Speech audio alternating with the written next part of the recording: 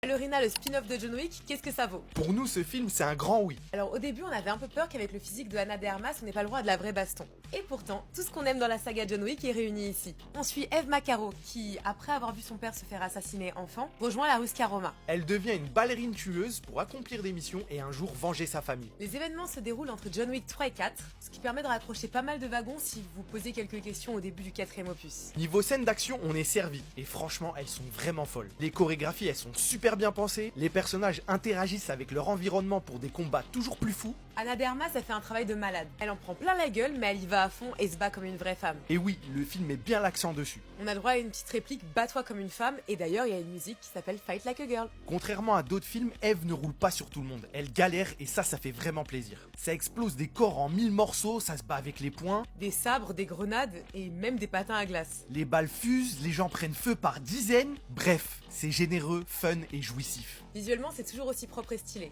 Et on peut y retrouver les couleurs vibrantes, vous savez, dans les bleus violets qui font le charme de John Wick. Les musiques sont dans la continuité de la saga et l'ambiance reste toujours la même. Peu de mots, mais beaucoup d'action. Et franchement, ça nous étonnerait même pas qu'Eve ait tué plus de gens qu'elle n'ait eu de lignes de dialogue. La seule chose qu'on regrette un petit peu, c'est qu'il n'y ait pas eu plus de mouvements de combat qui fassent référence à la danse classique. On en a 2-3, mais le film s'appelle Ballerina. Ça aurait été cool qu'ils mettent l'accent dessus en proposant des chorégraphies de combat qui mêlent grâce, pointe, cabriole, arabesque, bref, et tout le champ lexical de la danse classique quoi. Et dernier point qui fera énormément plaisir aux fans, John Wick, il ne fait pas qu'un simple caméo. Et sans trop en dire, il a un rôle plutôt important. Bref, si vous aimez John Wick ou vous aimez les films d'action qui envoient du très très lourd, Vous devez aller voir Ballerina qui sort au cinéma le 4 juin 2025. C'est un vrai spin-off réussi, et nous, on veut clairement une suite. alors qui est chaud pour découvrir Ballerina? Dis-nous en commentaire si tu attends le film, et si tu l'as vu, dis-nous ce que tu en as pensé. Et un grand merci à Mencha Jansi et à Metropolitan Film, grâce à qui on a pu découvrir le film en avant-première.